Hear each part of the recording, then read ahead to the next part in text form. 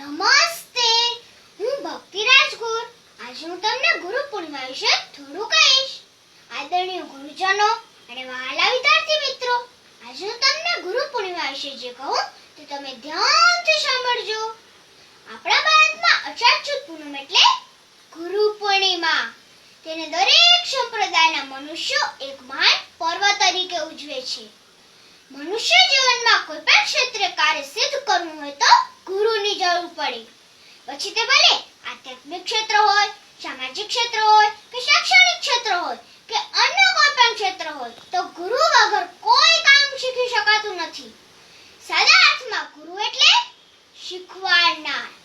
આપણને બાળપણમાં જે ના આવડે તે આપણે મમ્મીને પૂછીએ અને તે મમ્મી શીખવાડે.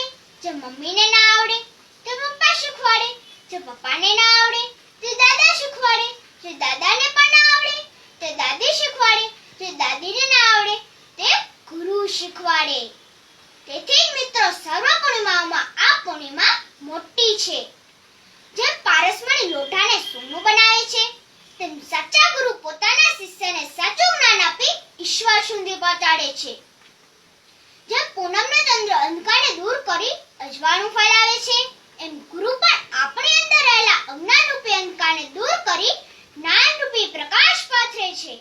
ગુરુ હંમેશા શ્રેષ્ઠ છે, કારણ કે ગુરુ ગોવિંદો નો ખડે કિસકો લાગુ પાર, બલિહારી ગુરુ આપકી ગોવિંદિયો બતાય. પૂર્ણિમાના દિવસે રાત્રે જેમ આકાશમાં અંધકારની જગ્યાએ પૂર્ણિમાનો પ્રકાશ પથરાઈ જાય છે, તેવી જ રીતે જીવનમાં શ્રેષ્ઠ ગુરુના આગમનથી અજ્ઞાનરૂપી અંધકાર દૂર ચાલી જાય છે. એટલે તો ચાણક્યએ કહ્યું છે કે शिक्षक कभी साधा रण नहीं होता, सर्जन और विसर्जन उसकी गोद में ही पलते हैं. પરંતુ આજ સુધી ગુરુએ સર્જનનું જ કાર્ય કર્યું છે. વિસર્જનનું કાર્ય તો શૈતાનોએ કર્યું છે. ગુરુએ તો વિસર્જનમાંથી પણ સર્જન કર્યું છે. તેથી તો તેને ગુરુ કહેવામાં આવે છે. ગુરુ તો નિસ્વાર્થ ભાવથી ઉપદેશને મસ્તકે ચડાવી તેમના કયા પ્રમાણે વર્તે છે. તે અંધકારમાંથી તેજસ્વી પ્રકાશમાં આવી જાય છે. શિષ્યને પણ ગુરુની આજ્ઞા ઝીલવામાં તાલાવેલી હોવી જોઈએ. શિષ્ય એને જ કહેવાય કે જે ગુરુની આજ્ઞાનું પાલન કરે. ગુરુની જીભ ફરે અને શિષ્યનું શરીર ફરવા માંડે અને આજ્ઞા પ્રમાણે ચાલવા લાગે, તે જ શિષ્ય સાચો.